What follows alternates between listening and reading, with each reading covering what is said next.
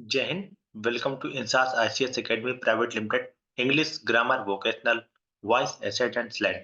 आपको बताते हैं कि समय समय पर बहुत सारे ऐसे वर्ड इंग्लिश में यूज किए जाते हैं जिनकी सही जानकारी होने पर एक अच्छे मार्क भी प्राप्त हो जाते हैं, और अगर उनकी सही जानकारी ना हो तो बोलने में और लिखने में हमेशा समस्या आती रहती है।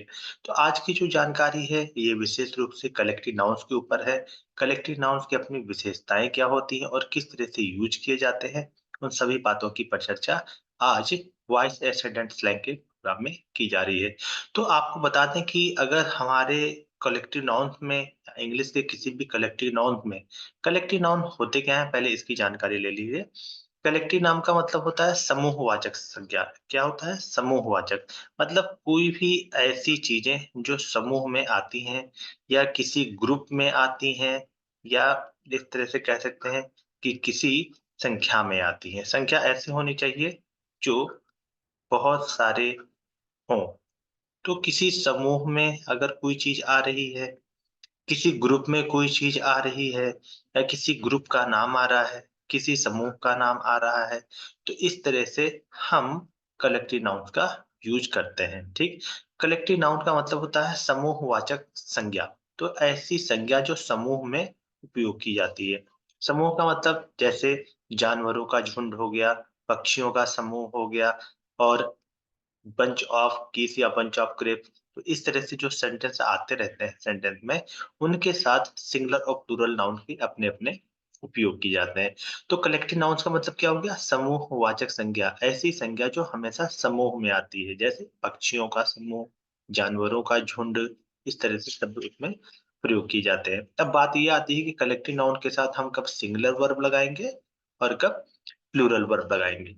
तो इस चीज बहुत अच्छे से समझ लीजिए कि कलेक्टिव नाउन अगर किसी समूह की बात कर रहा है, किसी ग्रुप की बात कर रहा है, किसी संख्या की बात कर रहा है, तो उसके साथ हमेशा सिंगुलर वर्ब आती है। लेकिन अगर यही कलेक्टिव नाउन अलग-अलग, ये चीज हमेशा याद रखिएगा, अलग-अलग, ठीक, अगर यही कलेक्टिव नाउन अलग-अलग किसी समूह की बात कर रहा है, किसी संस्था की बात कर रहा है, किसी ग्रुप की बात कर रहा है, या किसी संख्या की बात कर रहा है, तो उसके साथ हमेशा plural noun, plural verb use की जाती है। तो समूहवाचक संज्ञा के साथ हम सिंगुलर वर्ब भी लगाते हैं, प्लूरल वर्ब भी लगाते हैं। A collective noun used to refer to a group of people. लोगों का समूह हो, जानवरों का समूह हो, पक्षियों का समूह हो, या किसी भी तरह की वस्तुओं का समूह हो, उसके लिए हम कलेक्टिव नाउन यूज करते हैं, और इनके साथ हम सिंगुलर और प्लूरल वर्ब का प्रयोग करते हैं। अगर यही कलेक्टिव नाउन किसी एक संस्था की बात करता है, किसी एक समूह की बात करता है, किसी एक ग्रुप की बात करता है, किसी एक संख्या की बात करता है, तो सिंगुलर नाउन। अगर यही कलेक्टिव नाउन अलग-अलग समूह की बात करता है, अलग-अलग ग्रुप की बात करता है, अलग-अलग संख्या की बात करता है, तो प्लूरल नाउन। एग्जांपल देखते हैं। द कमेटी, कमेटी की हिंदी होती है समिति। तो यहाँ पे समिति हो गई। एग्री का मतलब होता है सहमत होना, और इश्यू का मतलब होता है कोई भी मुद्दा। ठीक है, कोई भी मुद्दा या कोई भी मामला। तो ये होता है हमारा इश्यू। तो मामले की बात हो गई। अब द कमेटी हैज, देखिए यहाँ पे हैज आया है। हैज क्यों आया है उसको भी जानते हैं। The committee has agreed on this issue. जो समिति है वो इस मुद्दे पर या इस मामले पर सहमत है। मतलब पूरी कमेटी की बात की जा रही है। The committee has agreed on this issue, मतलब समिति इस मुद्दे पर या इस मामले पर सहमत है। तो यहाँ पे बात ये होगी कि पूरी कमेटी किसी एक मुद्दे पर सहमत है। अब दूसरी एग्जांपल देखते हैं।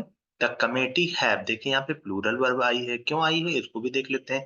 The committee have divided on this, मतलब जो कमेटी है वो इस मुद्दे पर या इस मामले पर अलग-अलग रूप से अपनी राय दे रही है।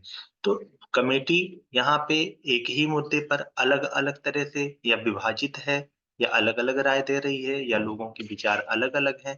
तो इस वजह से यहाँ पे हैव आया। कलेक्टिव नाउन बताया गया था कि जब कोई भी कलेक्टिव नाउन अलग-अलग समूह की बात करता है, ग्रुप की बात करता है, संख्या की बात करता है, तो प्लूरल नाउन लगाई जाती है। वही कलेक्टिव नाउन अगर एक ही समूह, एक ही ग्रुप और एक ही संख्या की बात करता है, तो सिंगुलर नाउन और सिंगुलर वर्ब यूज की जाती है।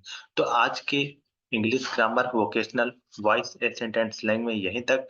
मिलते हैं नेक्स्ट सेगमेंट में नए तथ्य और नए विश्लेषणों के साथ। तब तक के लिए INSAS ICS academy private limited की तरफ से जय हिंद, जय भारत।